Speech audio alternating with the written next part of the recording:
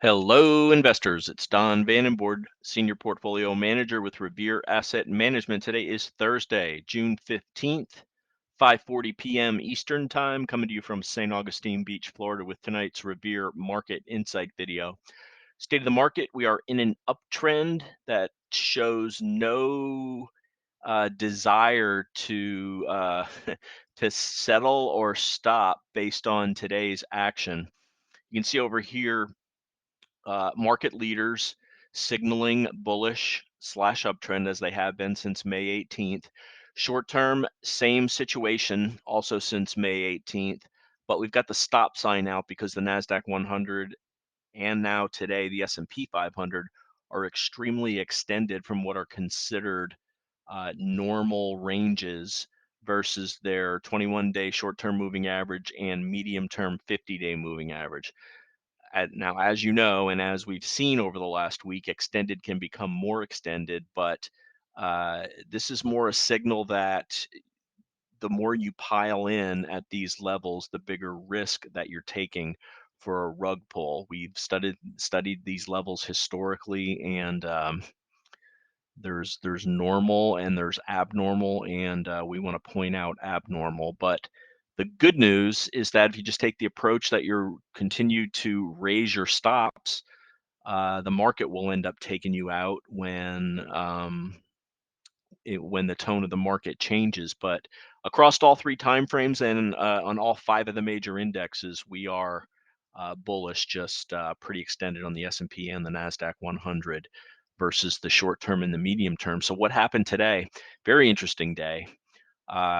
Woke up this morning, as I normally do, take a look at the market for about an hour and go for a walk. And my primary concern while I was on that walk was, well, I woke up looking at a 0.5% gap down on the S&P and an 0.8% gap down on the NASDAQ 100. So my thoughts were, where are my stops? Are they tight enough? Do I need to add hedges? And got ready for the open. Ted and Connor showed up as they do. This is their first week here. We're all sharing an office. We discussed a few things and noticed the market getting closer and closer to flat by the time our 9 o'clock team call came around. And by the time we were off that call, we were down about 0.2% on the S&P and about 0.4 on the NASDAQ 100. And that's where we opened at 9:30. And that was it.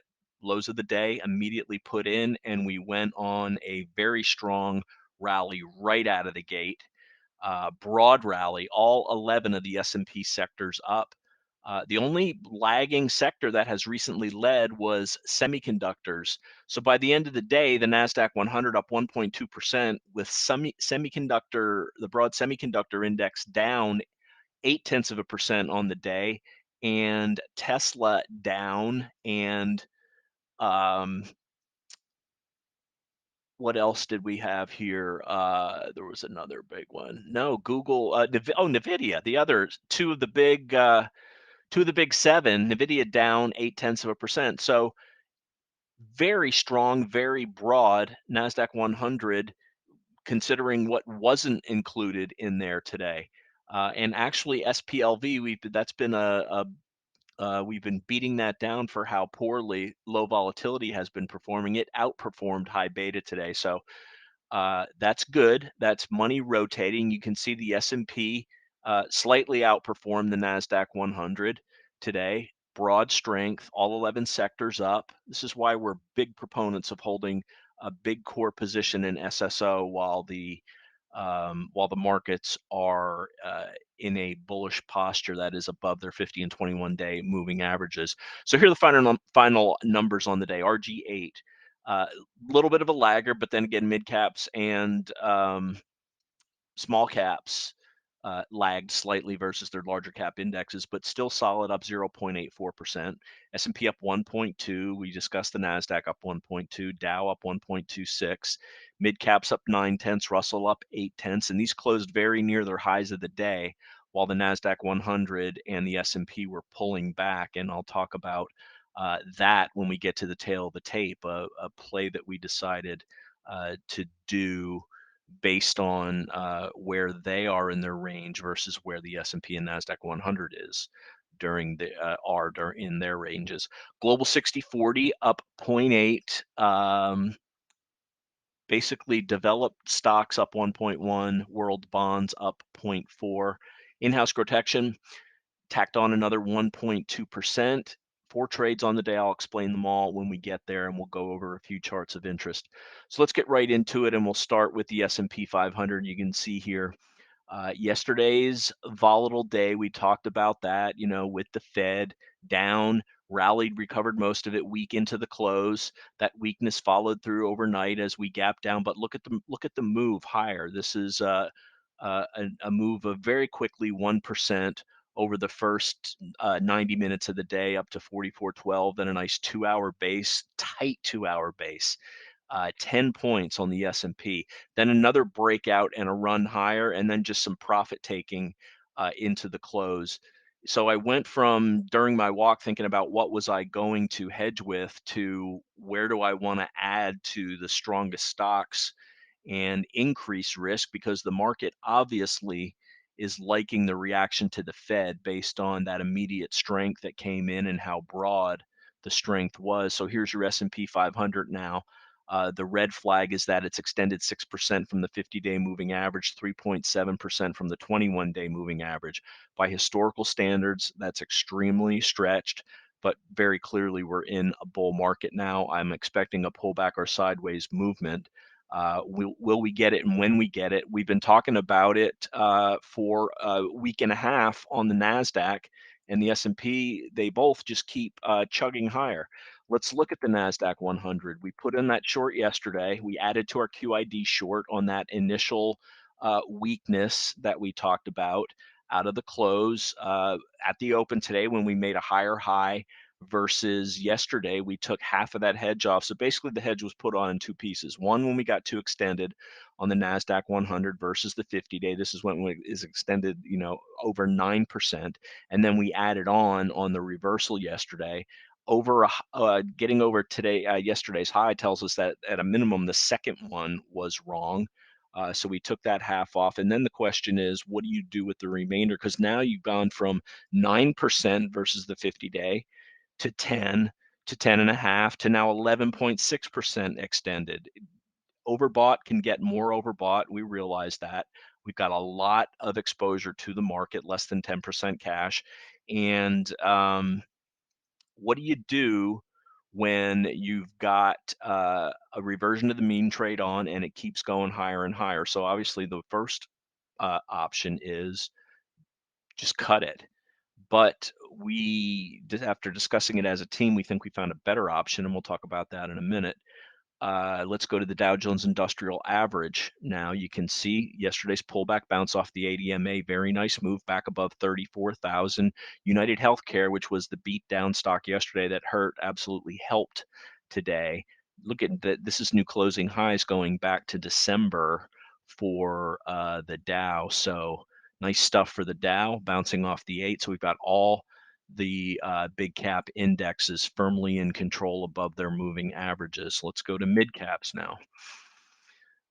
You had the move up 2 Fridays ago, the great digestion day, the follow through strength of 2 days, beautiful 3-day digestion, break higher, a negative reversal on the Fed, regained that loss and tack some onto the upside today. I said it was broad, it was all sectors, it was also all market caps. This also closed near the highs of the day. Mid caps looking fantastic. Let's move on to small caps.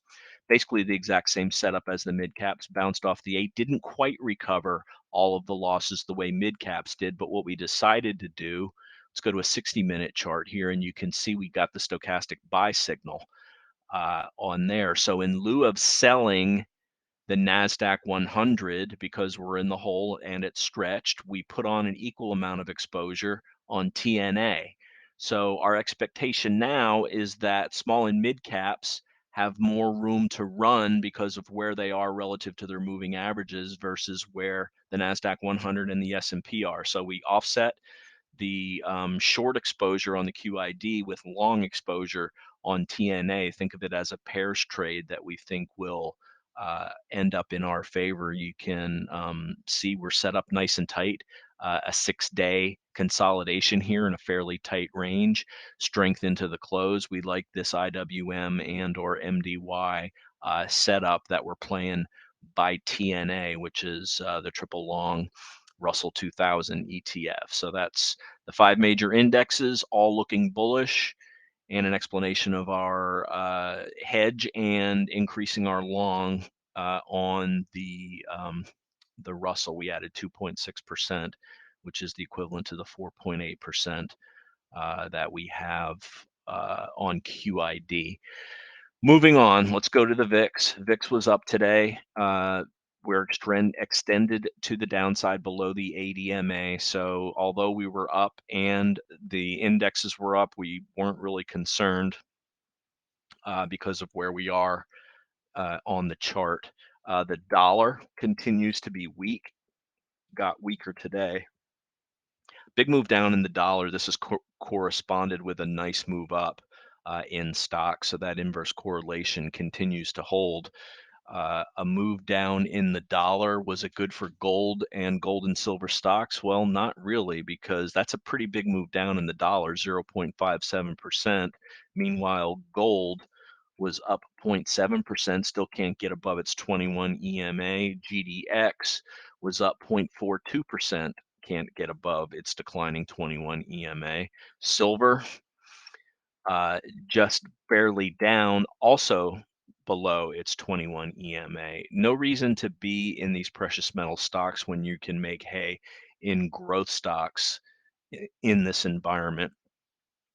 Let's flip the script. Well, first we'll cover Bitcoin, which broke down last night and closed at the top of the range today, but still down 1.7%. It's in a downtrend, no reason to be in that either. We don't believe in diversifying into downtrending assets here at Revere. Broad bond market up 0.62. Bonds were up across the board today. That means yields were down. Long bond TLT up 0.96, ran into the declining 200-day moving average and 50-day moving average, but notice it did clear all that resistance along the 21 EMA. Now, is this going to make a run higher, or was this just a one-day pop trade and will come back below the 21? We got to wait for the cards to come out of the deck to make that decision, but we're not as concerned as we normally would be because of the healthy overall action in stocks. Let's go to yields, TYX. You know, if price was up, yield should be down, and it was down 0.85% on the 30-year, 0 TNX, 10-year down 1.8%. So gave back the last 2 days the big up move from Tuesday. That's all the inter-asset correlation that we do in every video. Let's go to the tail of the tape. You can pause this and I'm going to hit the highlights. So sentiment, AAII, just a slight tick up in bullishness and neutral, slight downtick in bearishness. This is the highest reading of the year, but it's not astronomically high. Fear and greed at 81, that's extreme greed, it's high, but again, these are secondary indicators. It's something we don't take action on these. We're aware of them and we factor them in when price makes a change versus what it has been doing recently. And the only thing price has been doing recently is go higher. So raising your stops up, being aware of sentiment, being aware of how far you are extended above moving averages by a factor of the ATR of whatever stock, ETF, or index you're using. Those are the types of things that we're considering when we hedge or when we set our stops. So we're up 3 of the last 4 days, 15-day uptrend here, 14 days above the ADMA, 15 above the 21, and getting higher. Like I said, we're extended, and I've got this flagged here, very extended S&P and the NASDAQ. Our expectations are positive. We're aware we can have a pullback, even a harsh pullback at any time, but this is a bull market. We haven't seen action like this in 18 months, and I, for one, am happy to be seeing this, and we'll just keep moving our stops up and locking in our gains. In range, no levels to the upside broken. We're getting a heck of a lot closer to this 4,500 that I didn't expect that we would get within it. One thing we're looking at is 4,500 on the futures. The futures, because of the contract roll, are only 34 points away from 4,400. There's a big divergence of about 40 points between the ES futures and where the S&P is. So it's possible that ES hits resistance, this 4,500 resistance level, and causes a pullback in the S&P before the S&P hits this 4,500 level. So that's something we're paying attention to. Uh, like I said, all 11 sectors strong today. Lennar had great earnings, so home builders continue to be strong. Software strong, as Microsoft led the way today among the big seven. Meta had a great day also. They're both up over 3%. KRE banks looking good. We like the way the banks are setting up. That will help some of the rotation, and will also help the mid and small caps. On the downside, semiconductors, and silver was barely down, but semiconductors, the only fly in the ointment, but this has been the leading sector. So again, healthy rotation taking place. So what do we do in the portfolio today? We talked about the QID trim. We talked about adding to TNA to offset the remaining position that we have in QID. We sold CMG, sold it for a 1% gain, and it just ended up uh, being a laggard relative to, you look at that chart, you think, oh, that's tight, that's setting up nice, I like that. I look at the chart and then I look at the relative strength and see how it's been underperforming for the last 4 weeks. And what once was a decent gain up to 2140 has given back all the way to 2051, while the S&P 500 and NASDAQ 100 have rocketed higher. So we finally pulled the plug in Chipotle today and put that some of that into Celsius, with its bounce off the 8 EMA and also the 60 stochastic buy signal. Did I mention that we got that on IWM? And that was one of the other reasons why we put that money into IWM. So Celsius, new to the portfolio, CMG out of the portfolio.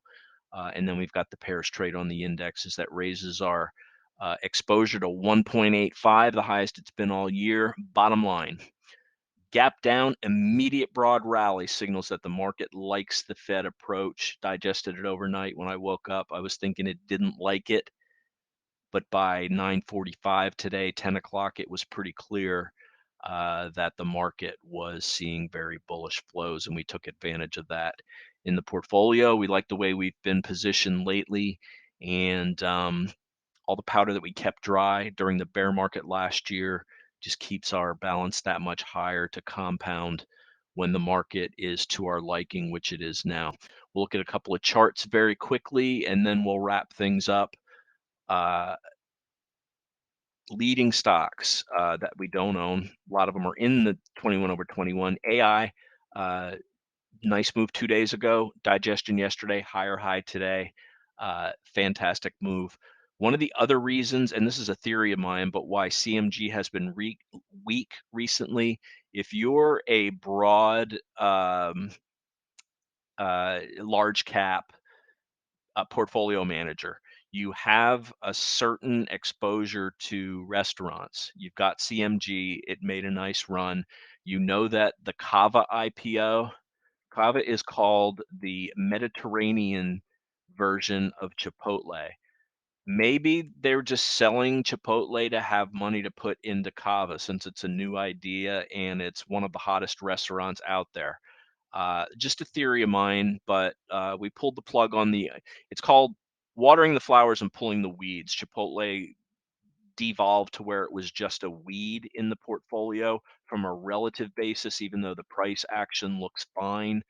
But price going up, relative strength going down, we need to see both going up. So that was my theory on Kava. So we showed that chart. That was an IPO today. We'll keep an eye on that to see if it forms an IPO base and becomes something that we would be interested in. The leader in our portfolio today was Uber. Beautiful candle today, beautiful volume, got an upgrade, money flowed into it after a nice consolidation, pulling back to the 8, like I said yesterday, and confirmed by relative strength. If you're trending above the ADMA, there's absolutely nothing wrong with the price action. In fact, that can be the first short-term sell signal if something gets too extended and it starts to pull back. But great performance in the portfolio by Uber today. Also, two others that outperformed today: Microsoft up 3.2%. Nice breakout there with volume. Meta also a nice move, up 3.1%, higher high.